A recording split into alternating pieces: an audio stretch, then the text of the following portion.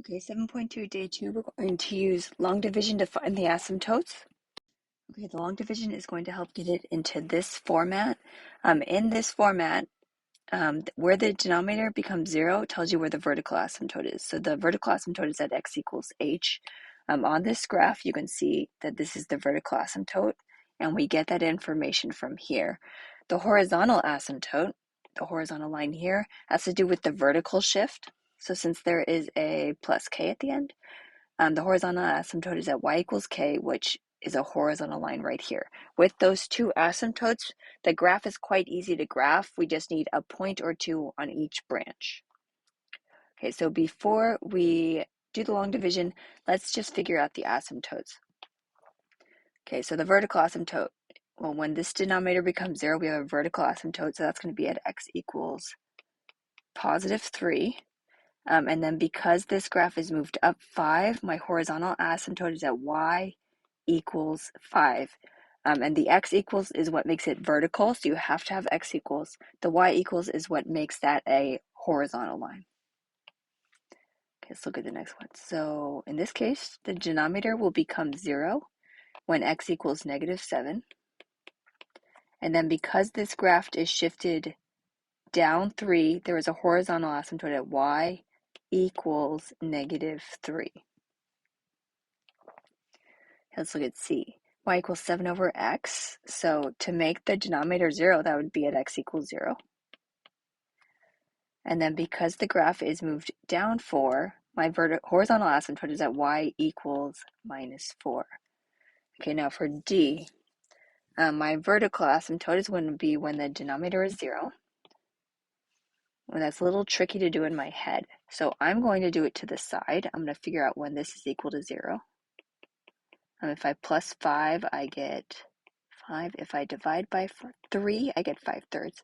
So the vertical asymptote is at x equals 5/3. I am okay with you doing that in your head, but be really careful. Okay, now, is there a vertical shift here? There's not a vertical shift here, which means that the horizontal asymptote is at y equals 0, as it is on the parent function. Okay, now if it's in this format, we can get the vertical and horizontal asymptotes easily. If it's not in that format, it is to our advantage to put it in that format. Okay, so if I look at this right here, y equals 5x plus 17 over x plus 3, that's not in this format. There's two terms at the top, including an x. To put it in that format, I'm going to do long division. Okay, so when I do long division, let's remember. Okay, let me set it up.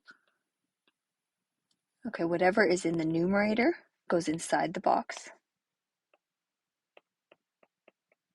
And whatever's on the bottom is what I'm dividing by. Okay, and then when I do long division, I pay attention to the first term here and the first term here. So if I want to multiply x by something to get 5x, I need 5. Okay, now I take the 5, I line it up above like terms just because it helps me figure out when I'm done. I take the 5 and I multiply it by the x and the 3. So 5 times x is 5x. And then 5 times 3 is 15. And I line it up under the like terms. And then the one thing to remember is that we are subtracting down. Okay, so if I do 5x minus 5x, they cancel. And then this is 17 minus 15. If I do 17 minus 15, what am I left with? 2. Okay, let's rewrite this equation. Since it was y equals, I start with y equals. Y equals. When I divided, I got 5. So it's going to be 5. What was my remainder? My remainder was the 2. And then that was divided by x plus 3. Okay, which looks very similar to this format right here. So if you get used to these, you might start writing them in the opposite, like this. 2 over x plus 3 plus 5. Okay, now that it's in this format, what's the vertical asymptote? Well, that will be 0 when x equals negative 3. And then the horizontal asymptote, well, this gets shifted up 5, so the horizontal asymptote is at y equals 5.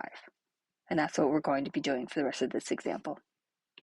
Okay, so if you have started to get the hang of it, you're welcome to move ahead. I just am changing the signs a little bit and doing things like this.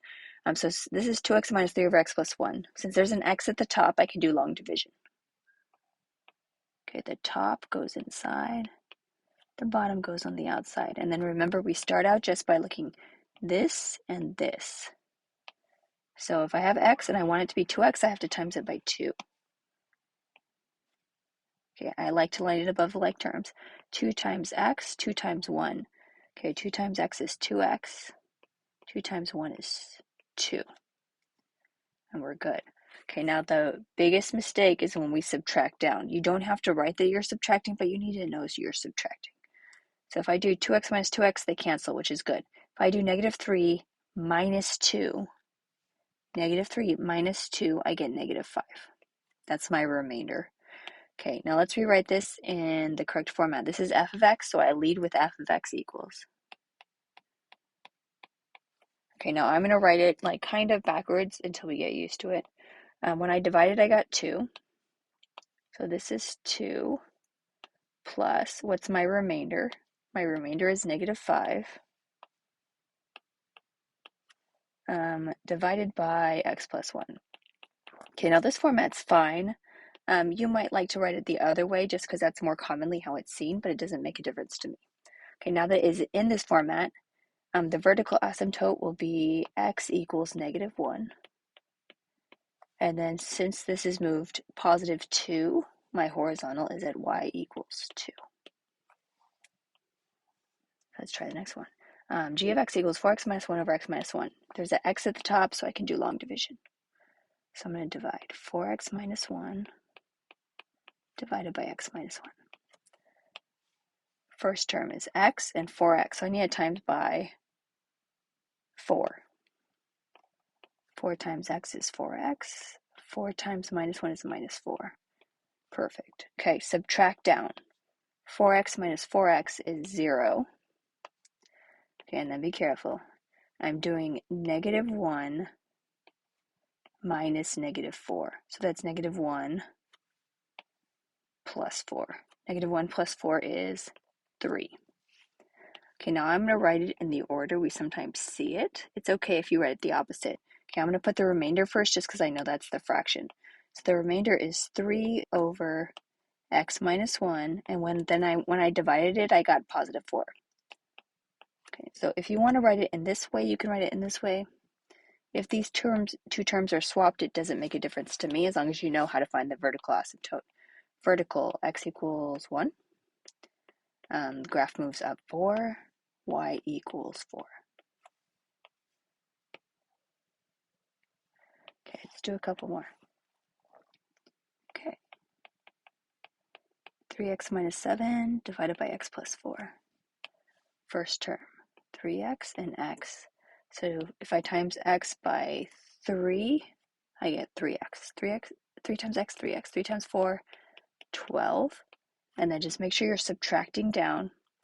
3x minus 3x is 0. Negative 7 minus 12, negative 19. Okay, so this was y equals, so I'm going to match the notation. Okay, if you would like to put the denominator, what's it called, remainder first, that's fine. If you would like to put it second, that's also fine. And then when I divided, I got 3. Okay, that's the format they want to see it in. Okay, what's my vertical? X equals negative 4, and then it got moved up 3, so y equals 3. Okay, let's do one more. Okay, h of x equals x minus 5 over x minus 3. So, okay, what's the first term? X. Well, they kind of already match. Let's put 1. 1 times x is 1x. 1 times minus 3, minus 3. Okay, just make sure you subtract. Okay, 1x minus 1x is nothing. If I do negative 5 minus negative 3, I'm really doing negative 5 plus 3, which is negative 2.